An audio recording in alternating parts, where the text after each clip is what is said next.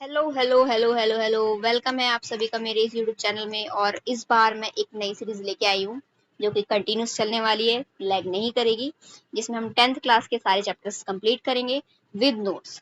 तो first chapter से हम स्टार्ट करने जा रहे हैं जिसका नाम है केमिकल रिएक्शन एंड इक्वेशन। तो गाइज हम स्टार्ट करते हैं। इसके पहले मैं आपको एक चीज बता दूं कि जितने भी ये चैप्टर्स हैं हमारे, chapter 1, chapter 2, chapter 3 and chapter 4, ये जो चारों चैप्टर हैं, ये चारों चैप्टर की वेटेज 25 मार्क्स है। और 25 मार्क्स यानी कि ईच चैप्टर लगभग 6 to 7 मार्क्स का हो जाएगा। तो हमें एक चैप्टर ऐसे प्रिपेयर करना है कि हमारे 6 मार्क्स फिक्स हो जाए। तो उसके लिए मैं क्या करूंगी, आपको नोट्स भी करवाऊंगी और आपको एनसीईआरटी से भी रीडिंग करवाऊंगी। यानी कि आपकी दोनों चीज एक ही साथ हो जाएगी एक ही वीडियो में। कोई अलग से नोट्स नहीं बनाने पड़ेंगे, कोई अलग से एनसीईआरटी की रीडिंग की हाईलाइट्स नहीं देखने पड़ेगी। तो स्टार्ट करते हैं। अगर आपको नोट्स चाहिए तो मैं लिंक डाल दूंगी, आप टेलीग्राम चैनल पे ज्वाइन हो जाएंगे। उससे मैं क्या करूँ, जैसे ही चैप्टर फिनिश होगा सारे नोट्स वहाँ पे डल जाएंगे एट द एंड। ठीक है, तो चैप्टर को हम बिना डिले करे स्टार्ट करते हैं। चैप्टर का नाम क्या है, केमिकल रिएक्शन एंड इक्वेशन। जैसे कि चैप्टर के नाम में ही दिया है केमिकल रिएक्शन। केमिकल रिएक्शन मतलब क्या होता है, कोई भी कंपाउंड, ठीक है, एनी कंपाउंड, कोई भी कंपाउंड जो है वो किस में चेंज हो जाए, किसी न्यू प्रोडक्ट में, न्यू कंपाउंड में अगर वो चेंज हो जाता है तो वो क्या होती है, मेरी केमिकल रिएक्शन होती है।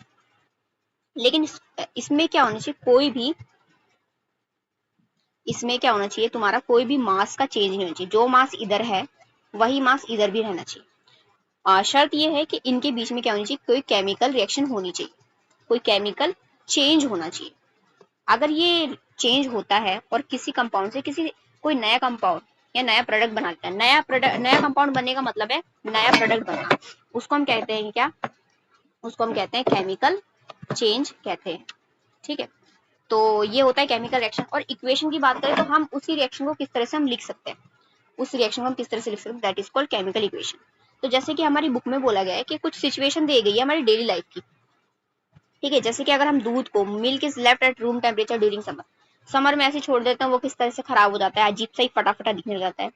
Iron tawa, nail, pen is left expose, अगर उनको, अगर तवा में, नेल में, पेन में ह्यूमिड लग जाए तो कुछ टाइम बाद, नॉट तुरंत ही, आफ्टर सम टाइम क्या हो जाएगा, उसमें अलग सा मॉइस्ट होने के कारण उस पर रस्टिंग हो जाएगी, अलग सी परत आने लग जाएगी। ग्रेप्स क्या हो जाते हैं, फर्मेंट हो जाते हैं। फूड इज कुक्ड, फूड को जब हम पकाते हैं वो भी क्या एक केमिकल रिएक्शन है। यानी कि पहले वो कच्चा था, बाद में पक जाता है, वो उसमें क्या हो जाता है, मसाले वसाले डालते हैं तो उसमें अलग से फ्लेवर आने लगाता है। वो क्या एक केमिकल चेंज है जो रिवर्स नहीं हो रहा है। कुछ ऐसी केमिकल रिएक्शन होती है वो रिवर्स भी हो जाती है, वो भी मैं बताऊंगी। Food get digestion in our body, जब हम खाना खाते हैं खाना पच जाता है, वो भी एक तरीके की केमिकल रिएक्शन है। हम जब सांस लेते हैं वो भी क्या है, एक तरीके की केमिकल रिएक्शन है। तो जितनी भी डेली लाइफ में हमारी प्रोसेस हो रही है वो सभी क्या है, केमिकल रिएक्शन का ही एक पार्ट है। अब आगे पढ़ते हैं। In all the above situation the nature and the identity of initial substance have somewhat change. कैसे पता चल रहा है कि कोई केमिकल रिएक्शन हो रही है, किसी तरह से कुछ पहचान होनी चाहिए। कोई रिएक्शन को चेंज होने के लिए, कोई नया प्रोडक्ट बनने के लिए कुछ ऐसी चीजें भी तो हो जो हमें पता हो। ठीक है, कुछ आइडेंटिटी होनी चाहिए। We have already learn about physical and chemical change of matter in our previous class. हमने छोटी क्लासेस में हमने जब चेंजेस पढ़े थे तो चेंजेस में हमने क्या पढ़े थे, हमने दो टाइप पढ़े थे। एक होता है क्या, एक होता है फिजिकल चेंज। फिजिकल चेंज जिसमें बाहर से हम देख के बता सकते हैं, हम उसके अंदर के बॉन्ड नहीं बता सकते कि वो बन रहे कि नहीं, बाहर से हम देख के बताएंगे कि उसमें क्या क्या चेंज हो रहा है। ठीक है, और एक होता है केमिकल चेंज। केमिकल चेंज में क्या होता है, असलियत में उसके अंदर इंटरनली क्या क्या चेंजेस हो रहे हैं एटम्स में, मॉलिक्यूल्स में, उसको बोलते हैं हम क्या, केमिकल चेंज। जो केमिकल चेंज है वो इरिवर्सिबल, वापस बैक नहीं हो सकता। लेकिन फिजिकल चेंज जो होता है वो क्या होता है, रिवर्सिबल, वापस हम ले जा सकते हैं। हमने यही पढ़ा छोटी क्लासेस में।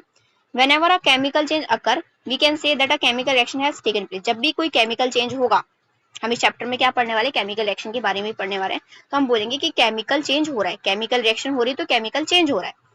You may perhaps be wondering as to what is actually meant by a chemical reaction।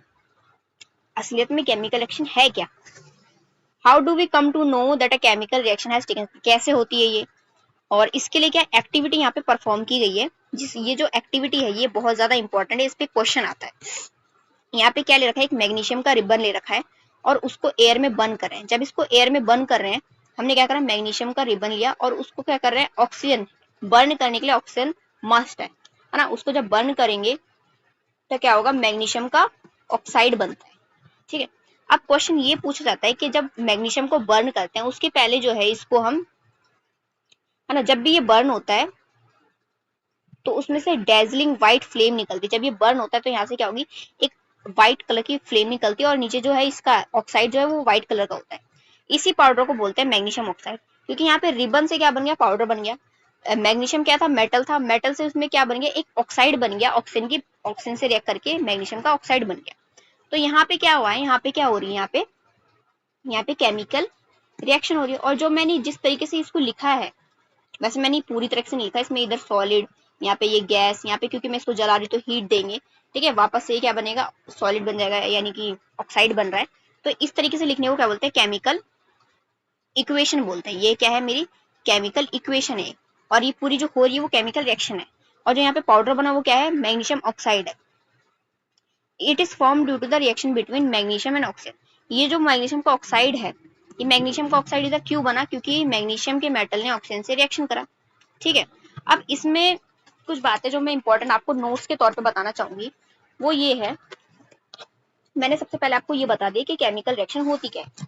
ठीक है, केमिकल रिएक्शन होती क्या है। अब केमिकल रिएक्शन जब हो रही है उसकी क्या क्या कैरेक्टरिस्टिक है, ये इसमें जो एक क्वेश्चन आता है वो मैं आपको बाद में बताऊंगी। ठीक है, सबसे पहले मैं ये बता रही हूँ कि कुछ कैरेक्टरिस्टिक्स होती है, हम ये वाला पार्ट बाद में करेंगे, नीचे वाला हम पहले ही जानेंगे कि जो कैरेक्टरिस्टिक्स होती है किसी भी केमिकल रिएक्शन की वो क्या क्या होती है।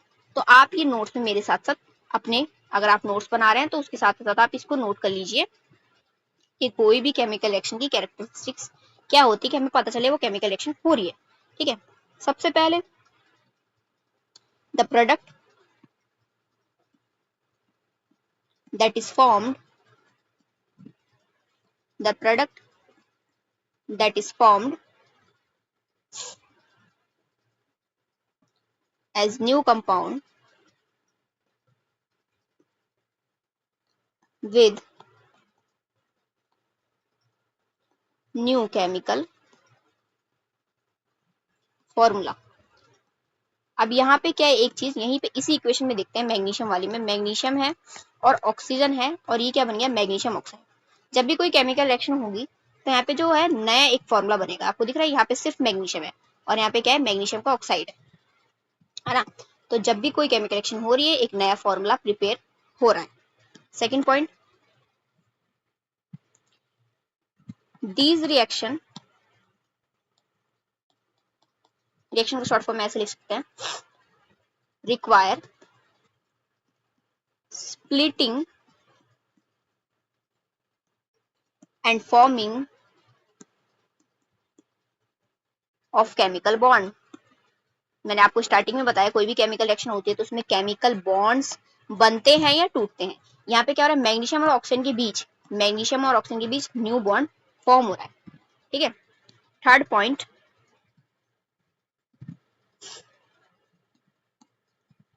Properties of products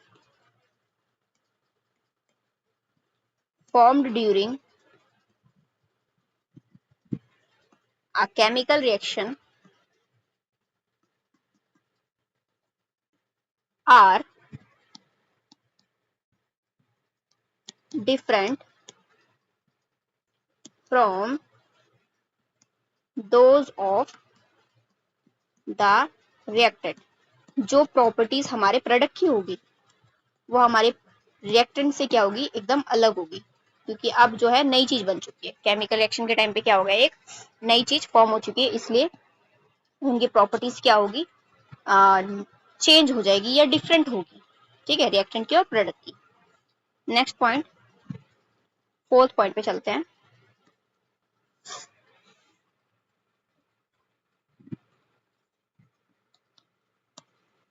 there are other types of energies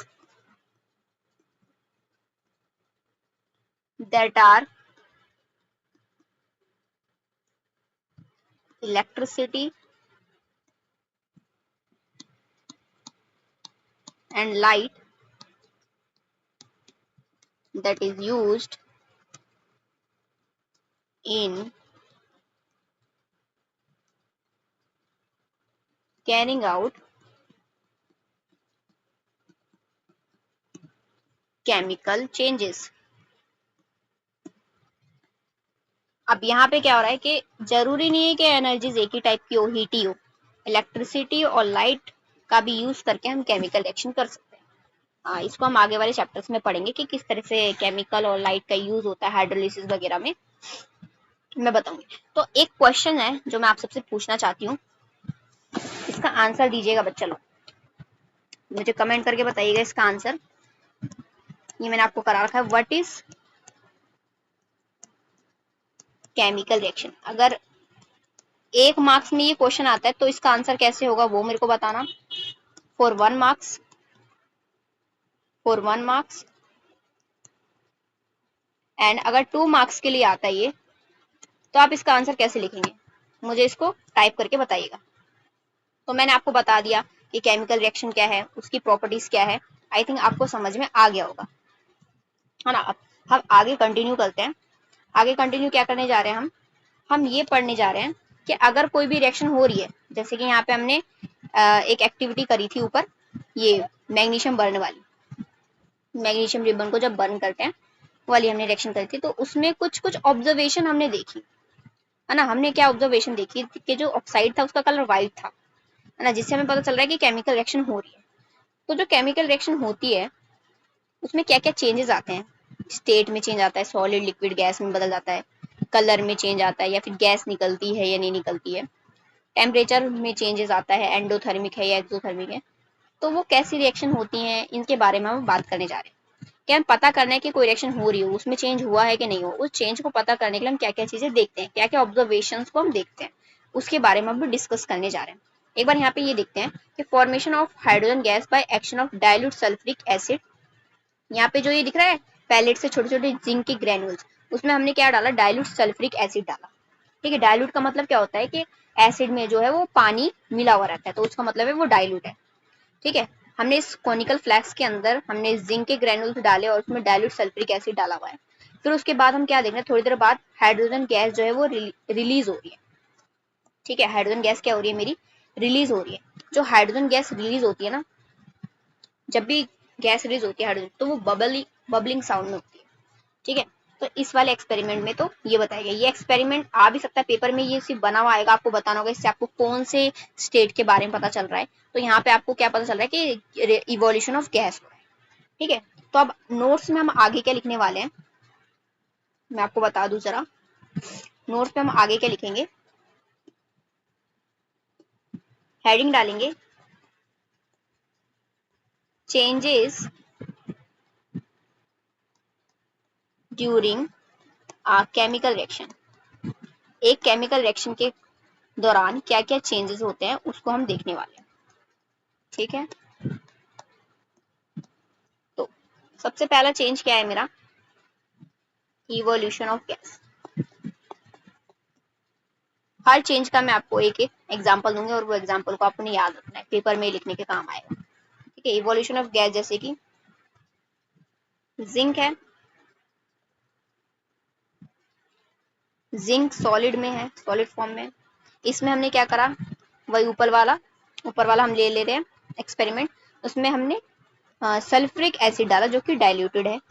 जब इन दोनों के बीच में रिएक्शन हुई तो जिंक का सल्फेट बन गया, साथ में हाइड्रोजन गैस जो है वो मेरी रिलीज हो गई। और ये किस फॉर्म में रिलीज होगी, बबल्स के फॉर्म में, बबलिंग साउंड देगी। ठीक है, बबलिंग साउंड आएगी जब ये रिलीज हो रही होगी। तो इससे क्या पता चल रहा है कि गैस जो है वो इवॉल्व हो रही है। ठीक है, क्यों यहाँ पे, क्योंकि यहाँ पे हाइड्रोजन गैस जो है वो रिलीज हुई है।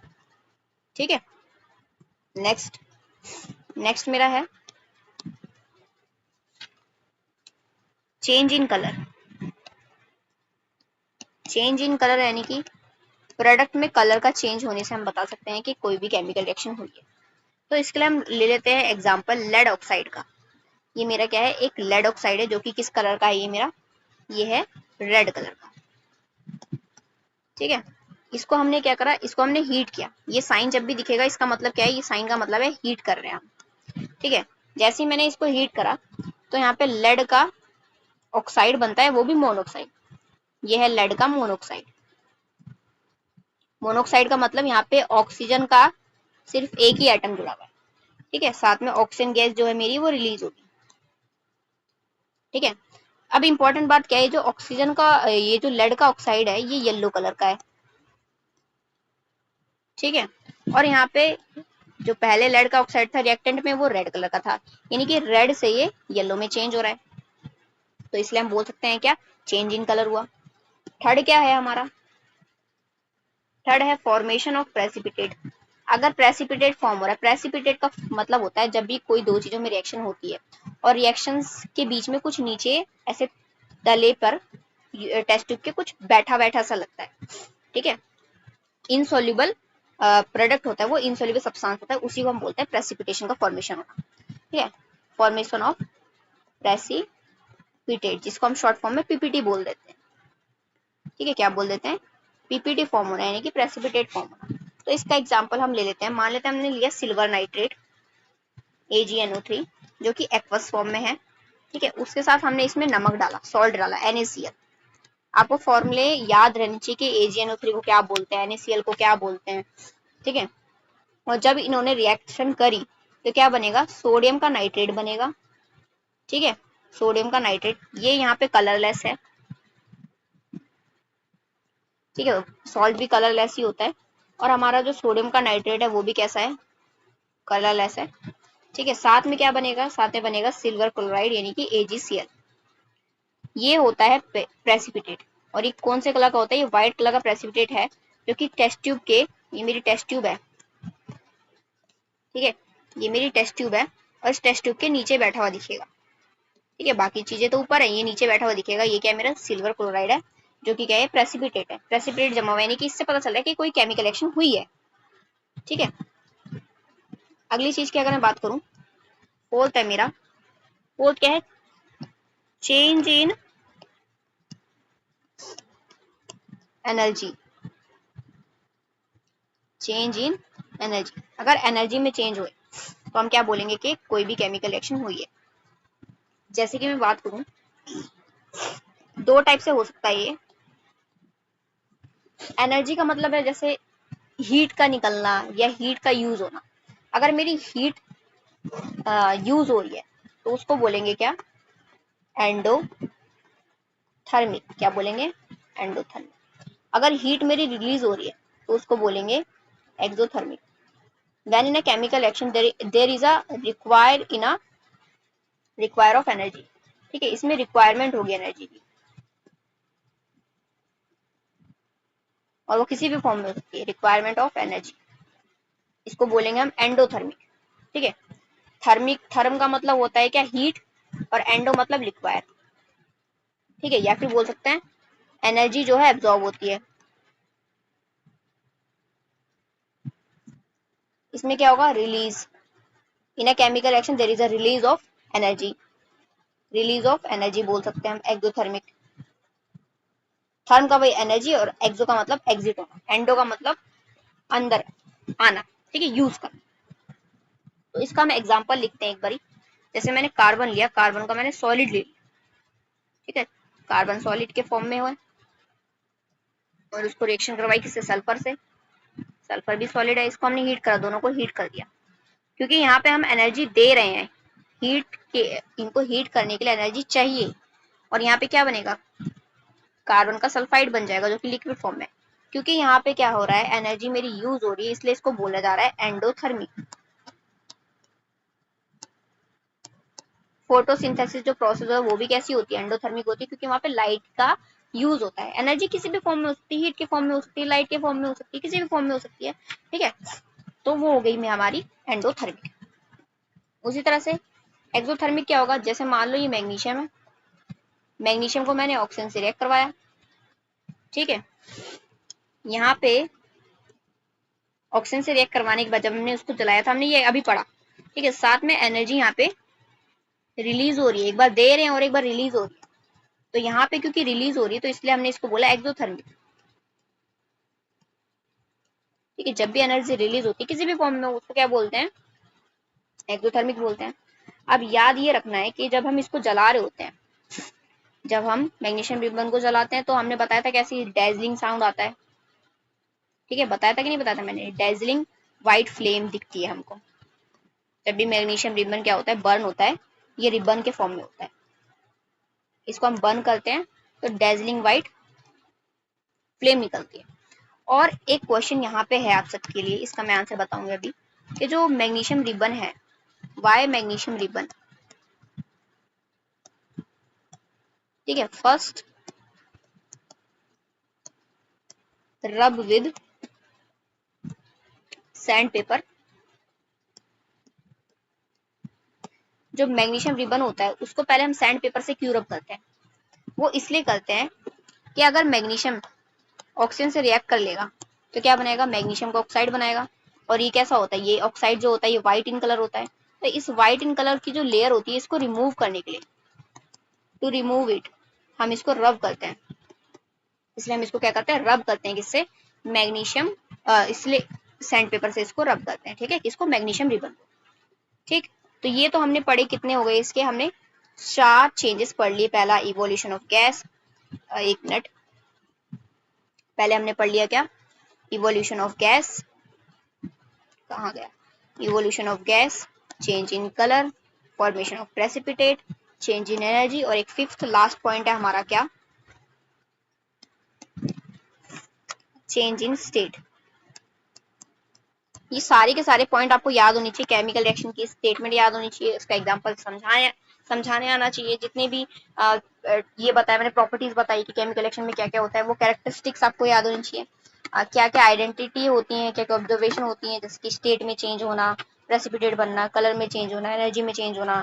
ठीक है, ये सब आपको याद होना चाहिए ताकि आप लिख पाओ अच्छे से।